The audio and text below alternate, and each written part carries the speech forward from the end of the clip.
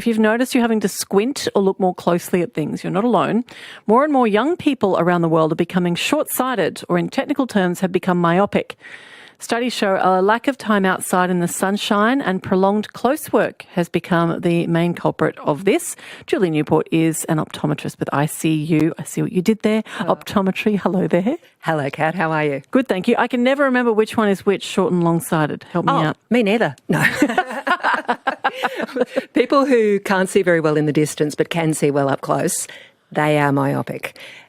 Long-sightedness is not the exact opposite. It's actually quite complex. So let's not go into long-sightedness. Let's not go there. Short-sighted people can see reasonably well up close, usually, and usually very poorly in the distance. That would be me. I'm myopic. I can read and forget sometimes to take my glasses off when I'm reading until now I'm getting older. I just have to. You have to, yep. But to drive, I need them.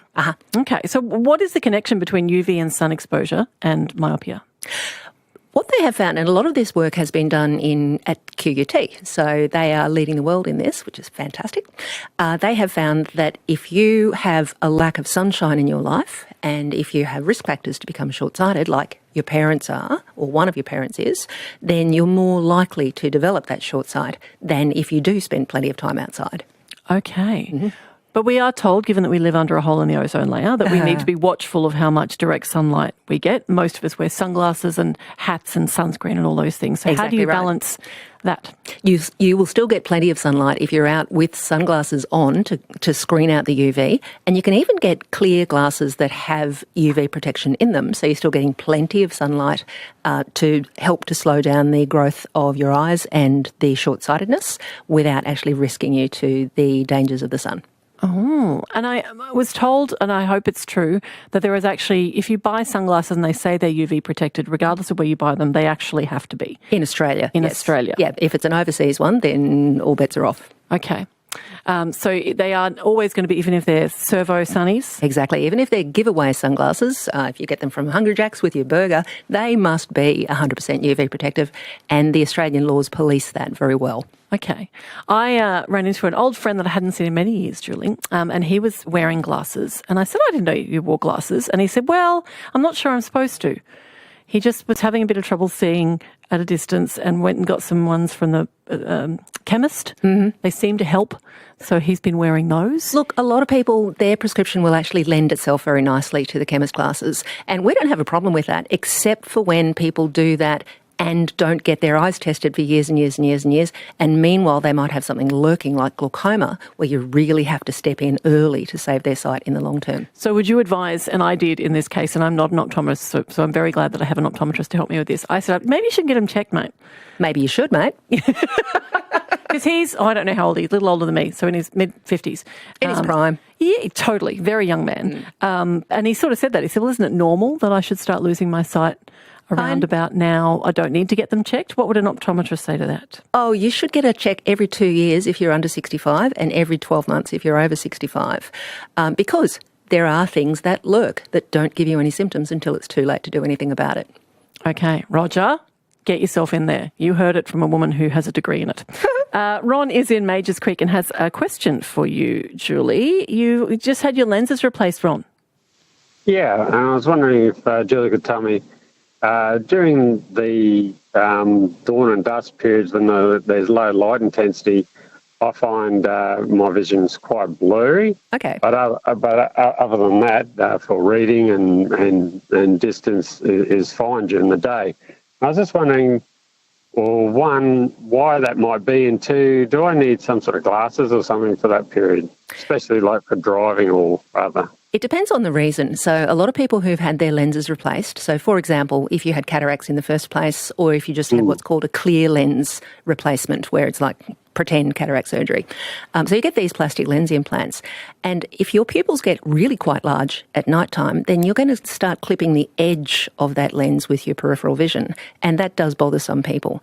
The other thing is some people have got multifocal implants in their eyes. And if the patient selection hasn't been schmick, then you can suffer from halos around lit objects at night time. So that's a common thing with multifocals.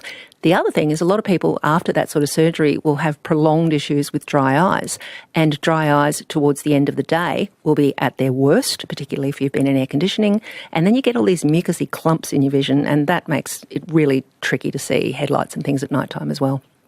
Does that ring true, Ron? Yes, it does. So is glasses something that's required to improve that? No. If it's from seeing the edge of the implant lens or seeing the edge of the rings in multifocals, glasses aren't going to help that. And if it's dry eyes, glasses aren't going to help that either. So if you talk to your optometrist and get them to give you some pointers on what might help, that would be a good start. Sounds good. Thank you very much, Ron. Are you finding, Julie, that people are, like you said, it's 2 years under a certain age and then closer to? We recommend every 2 years until you hit 65, and then every 12 months. As we get older, you're more likely to have things go wrong with your eyes, so it's more important to get them checked more regularly. And my dear friend who said it was automatic that his sight would be a bit dodgy because he's in his mid-50s now, is it automatic or is it something that we can... Kind of. It's a hard question to answer because you come across occasional people who they're 87 and they've never needed glasses in their life, but they are the exception to the rule. Usually for most people from their mid-40s onwards, if they haven't already been wearing glasses for, say, distance, then they're going to be in the hot seat for getting reading glasses. And if they've been wearing reading glasses by then they're going to need to have their prescription upgraded. So yes, from your mid-40s onwards, you're usually looking at least one set of specs. Right. And can the evil demon that is menopause and perimenopause, that seems to be the reason why everything happens, can a hormonal change, and I'm half joking, make a difference to your sight? Men go through hormonal changes too. Can it? Pregnancy has been known to change women's prescriptions in ways that are not stable. So if women come in and they can't see as well through their glasses as they should be, we don't usually just do a knee-jerk reaction and say, let's just fix that, unless it's causing problems with driving, etc. But often if they just wait it out, then it'll go back to what it was in the first place. Okay. Final piece of advice, Julie, if someone's a little myopic, thinks they might be a little myopic and hasn't been to their optometrist in a little bit, apart from go see one, what advice would you have? My advice would be get out in the sun more. And when you are looking at anything in the close ranges, make sure you look away every 15 minutes for at least 15 seconds and preferably a good 6 metres away and out a window. Okay. Can you still get some of that delicious sunlight if you're sitting by a window, or do you have to actually Yes, you can. Okay. Yes, so parents, if your kids are locked up in their bedrooms and there's no window for them to look out, get them out in the dining room or wherever you've got some nice sunlight coming through the window, and that will at least get them some sun. But otherwise things like, active transport to school and getting them out in extracurricular activities out in the sunlight, that's a great idea. 10 to 15 hours a week is recommended. Julie Newport, optometrist from ICU Optometry, thank you. Thank you.